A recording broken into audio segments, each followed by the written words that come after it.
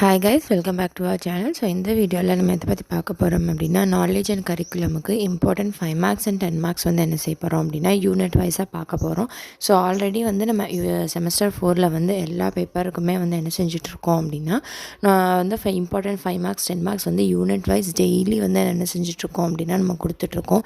இது போக வந்து உங்களுக்கு வந்து ஆப்ஷனல் பேப்பர்ஸ் இருக்குது இல்லையா, நாலேஜ் அண்டு பீஸ் இந்த மாதிரியான ஆப்ஷனல் பேப்பருக்கெலாம் வந்து உங்களுக்கு வேணும் அப்படின்ற பட்சத்தில் அதையும் நீங்கள் கமெண்ட்ஸில் மென்ஷன் பண்ணுங்கள்.